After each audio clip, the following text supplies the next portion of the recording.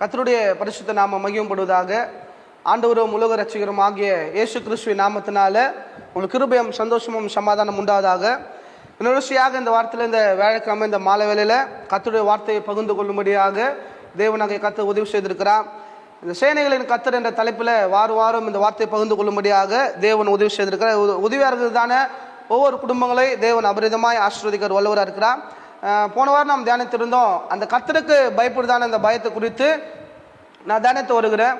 இந்த வேளையிலும் தொடர்ந்து அந்த வசனங்களை வாசித்து நாம் தியானிக்கும் போது கர்த்தர் அபரிதமாய் ஆசீர்வதிக்க ஒரு வல்லவராக இருக்கிறார். வேதம் சொல்லுது பாருங்க. போன வாரத்தில் நாம் பார்த்தோம், கர்த்தருக்கு பயந்து அவர் வழிகள் நடக்கிறவன் எவனோ அவன் பாக்கியவான் சொல்லி நம்ம என்ன பண்ணோம் பார்த்தோம். அப்போ கடவுளுக்கு பயப்படும் போது அந்த சங்கீதம் 128 சொல்லப்படுது அந்த ஆசீர்வாதத்தை நாம் தியானித்தோம். இன்னைக்கு கொஞ்சம் ஆழமாக நாம் போயிட்டு கர்த்தருக்கு பயப்படுறது என்ன, தீமையை விட்டு விலகுவது என்னன்னு சொல்லி நாம் தியானிக்கும் போது ஒரு முழுமையான ஒரு ஆசீர்வாதத்தை தேவன் உங்களுக்கு கொடுக்க ஒரு வல்லவராக இருக்கிறார். தொடர்ந்து வாரம் அநேகர் அதை கவனிக்கிறீர்கள். தொடர்ந்து அதை கவனித்து நீங்கள் அதன்படியாக அந்த தியானிக்கிற அந்த வார்த்தையின்படியாக நீங்கள் நடக்கும்போது நிச்சயமாக ஒரு பெருக்கத்தை இந்த வாழ்க்கையில் அவர் கொடுக்கிற தேவனாக அவர் காணப்படுகிறார். பாருங்க, அடுத்த ஒரு வருஷத்தை நம்ம என்ன பண்ணலாம் வாசிக்கலாம். ஆதியாகமம் 22:12 இப்படியா சொல்லுது பாருங்க. அப்போது அவர், பிள்ளையாண்டன் மேல் உன் கையை போடாது, அவனுக்கு ஒன்றும் செய்யாது, நீ அவனை உன் புத்திரன் என்றும் உன் ஏகசூதன் என்றும் பாராமல் எனக்காக ஒப்புவித்தபடினால் நீ தேவனுக்கு பயப்படும் என்று இப்போது அறிந்திருக்கிறேன். இந்த வசனத்தை நாம் வாசிக்கும் போது தெரியும் யாரை குறித்து இதை நம்ம தியானிக்கிறோன்னு. ஆபிரகாமை குறித்து நம்ம என்ன பண்ணுறோம் தியானிக்கிறோம். பாருங்க, ஆபிரகாம் இந்த பலியிடுவது இந்த 22 அதிகாரத்தில் நம்ம தியானித்திருக்கிறோம் ஆல்ரெடி. அப்போ பாருங்க, தேவன் சொன்ன போது இவன் 3 நாள் பிரயாணத்தில் மோரியா மலைக்கு போயிட்டான். வேலைக்காரங்க இடத்துல ஒரு விசுவாசத்தை வைக்கிறான். அடுத்து அந்த பிள்ளையான் கேட்கும்போது அவன் பிள்ளைகளை ஒரு விசுவாசத்தை என்ன பண்றான் ஆபிரகாம் வைக்கிறான். அடுத்தது கத்தி எடுத்து வெட்டும் போது தேவன் அவனோடு கூட பேசுறாரு, ஆபிரகாமே உன் பிள்ளையாண்ட மேல என்ன பண்ணாத, கையை போடாதன்னு சொல்றார். அப்போ தேவன் இவனை ஏன் இந்த சோதனைக்கு இவனை உட்படுத்துறாரு? குழந்தைய கொடுத்தது தேவன் தான், குழந்தைய கொடுக்கறது தேவன் தான். அப்பயே அந்த குழந்தைய திரும்ப அவர் கேட்கிறான்னா, தேவன் ஆபிரகாம் எனக்கு பயப்படுகிறானா இல்லை என்பதை அவர் என்ன பண்ணுகிறார் சோதிக்கிறார். அதே போலதாங்க ஒவ்வொரு மனிதனுக்கும் சோதனை கண்டிப்பா என்ன பண்ண வரும். கடவுள் ஏன் சோதனை கொடுக்குறான்னா, நாம் அவருக்கு பயந்து நடக்கிறோமா சொல்லி என்ன பண்ண சோதிக்கும்படியாக ஒரு சோதனை கொடுக்குறார். என் பிள்ளை இடத்தில் விசுவாசமாக இருக்கிறானா என்பதற்காக தேவன் நமக்கு ஒரு சோதனை என்ன பண்றாரு கொண்டு வருகிறார். அந்த ஒவ்வொரு சோதனையில நீங்களும் நான் என்ன பண்ண வேண்டும்னா ஜெயிக்கிற பிள்ளைகளாக என்ன பண்ண வேண்டும், மாற வேண்டும். அதை சொல்ற பாருங்க, உன் ஏதோ சோதனை என்று பாராமல் உன் ஒரே ஒரு புத்திரன் என்று சொல்லி பாராமல் நீ தேவனுக்கு பயப்பட சொல்லி இப்போது நான் என்ன பண்ணுகிறேன் அறிகிறேன். அப்ப ஆபிரகாம் தேவன் என்ன பண்றா பயந்து நடக்கிறான். பாருங்க, நிறைய பேர் சொல்றேன்னா அது எப்படி தேவனுக்கு பயந்து நடக்க முடியும், அதை எப்படி உண்மையாக வாழ முடியும், அதை எப்படி பரிசுத்தமாக வாழ முடியும், அதை எப்படி கர்த்தரை கீழ்ப்படிந்து நடக்க முடியும் சொல்லி அதெல்லாம் வாழ முடியாது சொல்லி நிறைய ஊழியக்காரர் கூட என்ன பண்றாங்க போதிக்கிறார். நிறைய விசுவாசிகள் என்ன பண்ண சொல்ற, அப்படி இல்லை, நாம் தேவனுக்கு பயந்து நம்மளால என்ன பண்ண முடியும் வாழ முடியும். தேவனுக்காக நம்மளால பரிசுத்தமாக என்ன பண்ண முடியும் வாழ முடியும். தேவனுக்காக நாம் உண்மையாக என்ன பண்ண முடியும் ஒரு மனிதனால வாழ முடியும். அதனால தாங்க விபச்சார ஸ்ரீயை பார்த்து அவர் சொல்லுகிறாரு, எல்லாரும் பாவம் செய்யறாங்க, யாரோ கல்லெடுத்து அடிக்கல, ஏசு அந்த ஸ்ரீயை மன்னிக்கிறாரு. இனி நீ உன் பாவம் மன்னிக்கப்பட்டது, திரும்பி போ, ஆனா நீ என்ன பண்ணாத பாவம் செய்யாதன்னு சொல்லி ஏசு கட்டளை கொடுக்கிறார். அப்ப நீ பாவம் செய்யாதன்னு சொல்லும் போது நாம் பாவம் செய்யவில்லை என்று அவர் சொல்லுகிறாருன்னா, அப்போ ஒரு மனிதனால பாவம் செய்யாமல் வாழ முடியும் என்பதற்காக தான் ஏசு அந்த வார்த்தையை என்ன பண்ணுகிறாரு சொல்லுகிறார்.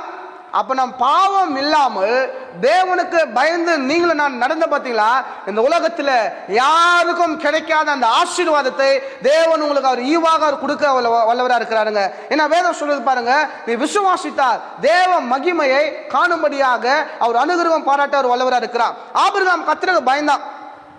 இந்த ஆதியாகமம் 22:12 மாத்திரம் இல்லைங்க, அநேக இடத்துல சொல்லப்படுகிறது. ஆபிரகாம் என்ன பண்றான்னா அவருடைய கட்டளைகளுக்கு என்ன பண்றான் பயந்து நடக்கிறான், அவருடைய நியாய பிரமாணங்களுக்கு பயந்து நடக்கிறான், அவருடைய எல்லா பிரமாணங்களையும் அவன் கடைபிடிக்கிறதுனால தான் ஆபிரகாம் மூலமாக இந்த சந்ததியை தேவன் என்ன பண்றாரு ஆசீர்வதிக்கிறார். அப்ப தேவன் ஒரு மனிதன் இடத்துல எதிர்பார்க்கிற காரியம் என்னவென்று சொன்னால், அந்த மனிதன் தேவனுக்கு பயந்து நடக்கிறானா என்பதை தேவன் என்ன பண்றாரு எதிர்பார்க்கிறார். அப்போ ஒருவேளை அவன் ஒரு ஆணாக இருக்கட்டும் ஒரு பெண்ணாக இருக்கட்டும், யாரு பயந்து நடக்கிறாங்களோ அவர்களை தேவன் அபரிதமாக அவர் ஆசீர்வதிக்கிற தேவனாக அவர் காணப்படுகிறார். பாருங்க, அப்ப நம்ம அவர் பயந்து என்ன பண்ண வேண்டும், நடக்க வேண்டும். இன்னொரு வருஷம் நம்ம என்ன பண்ணலாம் வாசிக்கலாம். ஆதியாகமம் 42 அதிகாரம் 18 வருஷம் எப்படியா சொல்லுது பாருங்க. 3 நாளிலே யோசேப்பு அவர்களை நோக்கி, நான் தேவனுக்கு பயப்படுகிறேன், நீங்கள் உயிரோடு இருக்கும்படி ஒன்று செய்யுங்கள். அப்ப யோசேப்பு சொல்லுகிறான், அவன் தேவனுக்கு பயப்படுகிறவன். அப்போ ஒரு மனிதனுக்கு தெரியும், கண்டிப்பா அவன் தேவனுக்கு பயப்படுறானா இல்ல அவன் தேவனுக்கு பயப்படாம இருக்கிறான்னு சொல்லி ஒரு மனிதன் நம்ம அறிந்திருக்கிறான்.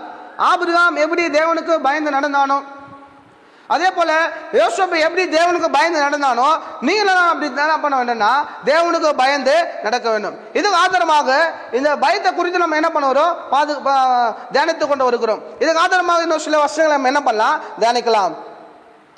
யாத்ராகம புஸ்தகத்தை நம்ம எடுத்து கொள்ளலாம். யாத்ராகமம் 14 அதிகாரம் 31 வருஷம் இப்படியா சொல்லுது பாருங்க. கர்த்தர் எகிப்தியர் செய்த அந்த மகத்துவமான கிரிகளை இஸ்ரவேல் ஜனங்கள் என்ன பண்ணார்கள், கண்டார்கள். அப்போ ஜனங்கள் கர்த்தருக்கு பயந்து கர்த்தரிடத்திலும் அவருடைய ஊழியக்காரனாகிய மோசேயிடத்திலும் விசுவாசம் வைத்தார்கள். நல்லா கவனிக்கணும், இஸ்ரவேல் ஜனங்கள் எப்பெல்லாம் தேவனுக்கு பயப்படுறாங்களோ கர்த்தர் அற்புதம் செய்றார். அதுக்கு பிறகு ஜனங்கள் என்ன பண்றாங்கன்னா மறுபடியும் பாவத்துக்குள்ள என்ன பண்றாங்க போறான், வணங்கா கழுத்துள்ளாக என்ன பண்றாங்க போறான்.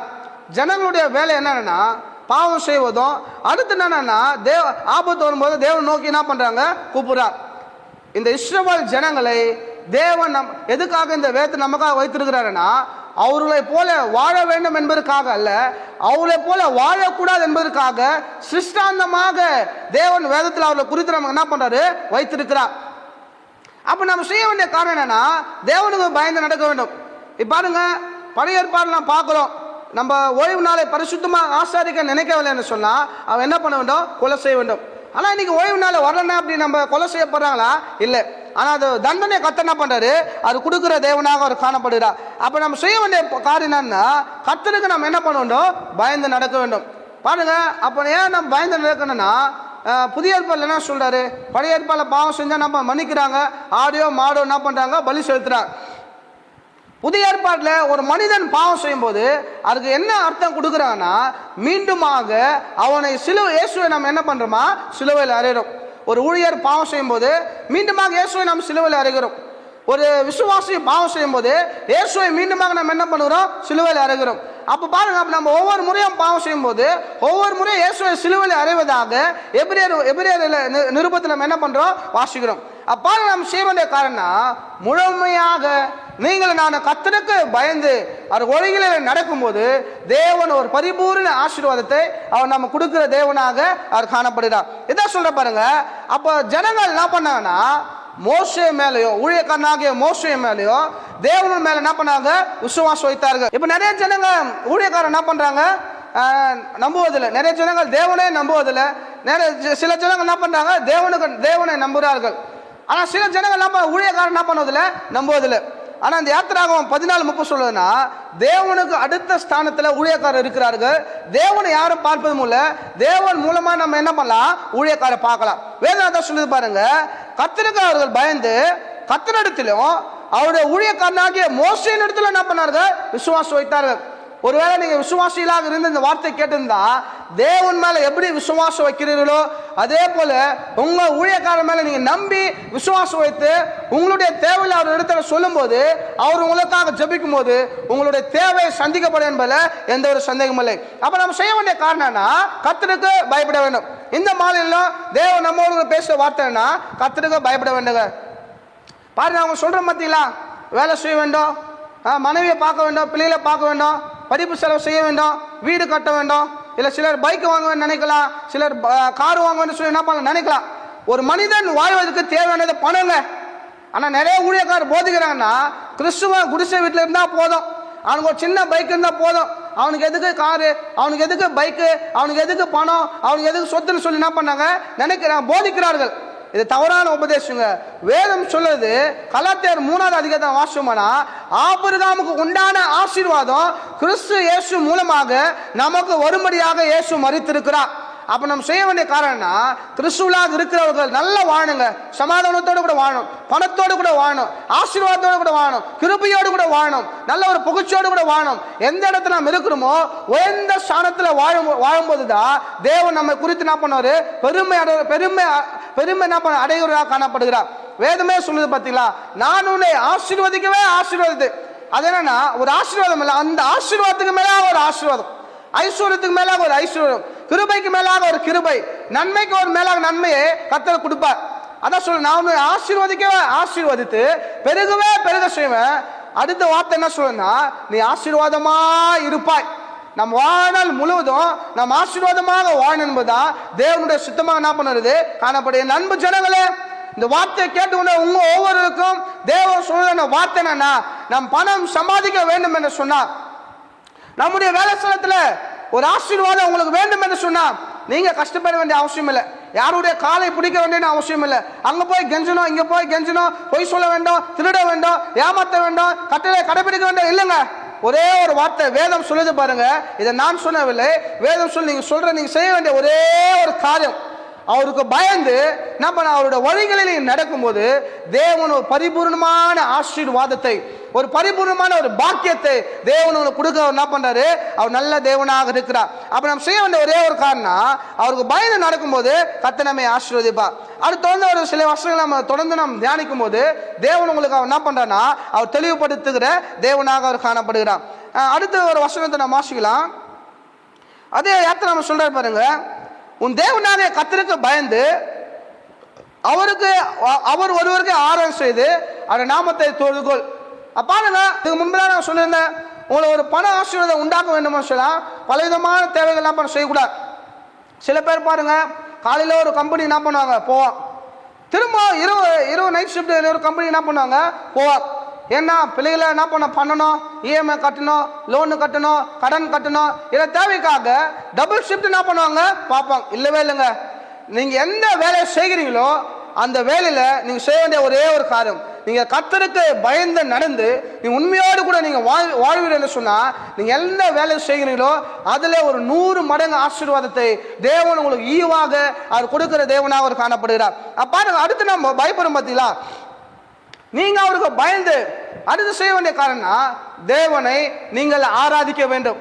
பாருங்க, எந்த ஜனம் தேவாதி தேவனை ஆராதிக்கிறார்களோ, அந்த சேனையில கர்த்தரை ஆராதிக்கிறார்களோ, அவளுடைய தலைகளை தேவனாக கர்த்தர் வித்தியாசமான விதத்தில் என்ன பண்றாரு, இயேசுவின் நாமத்தினால அவர் உயர்த்துகிற தேவனாக காணப்படுகிறார். என்ன வேதம் சொல்லுது பாருங்க, சங்கீதக்காரன் சொல்லுகிறான் 91 சங்கீதத்துல, என் நாமத்தை நீ அறிந்திருக்கிறபடியால நான் உன்னை என்ன பண்ணுவேன், உயர்ந்த அடைக்கலத்தில் வைப்பேன்னு சொல்லி கர்த்தர் என்ன பண்றாரு வாக்கு கொடுத்துறார். அப்ப செய்ய வேண்டிய காரியம் பாருங்க, கீர்த்தனாகிய ஓபேத் ஏதோம் தேவனை ஆராதிக்கிறார். உடன்படிக்கை பெட்டிக்கு முன்பதாக 100 பேர் தேவனை ஆராதிக்க வேண்டும்.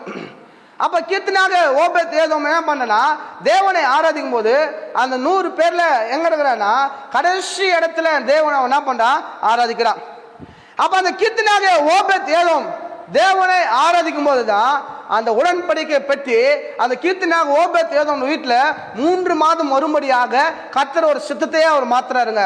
அப்ப செய்ய வேண்டிய காரணம்னா, அப்ப நீங்க தேவனை ஆராதித்தனா கீர்த்தனாகிய ஓபேத் நம்முடைய வீட்டை ஆசீர்வதிக்கிறார், அவனுடைய வேலை ஸ்தலத்தை ஆசீர்வதிக்கிறார், அவனுக்கு உண்டான எல்லாவற்றையும் ஆசீர்வதிக்கிறார், அவங்க சொந்தக்காரங்களை ஒவ்வொருவரும் கர்த்தர் என்ன பண்ணாரு ஆசீர்வதிக்கிறார். அப்ப நீங்க செய்ய வேண்டிய ஒரே ஒரு காரியம் என்னன்னு சொன்னா, நீங்க தேவனை ஆராதிக்கும் போது உங்களை ஆசீர்வதிப்பா, உங்க மனைவி பிள்ளைகளை ஆசீர்வதிப்பா, உங்க குடும்பத்தாரை ஆசீர்வதிப்பா, உங்க வேலை ஸ்தலத்தை ஆசீர்வதிப்பா, உங்க சொந்த பந்தங்களை ஆசீர்வதிப்பா.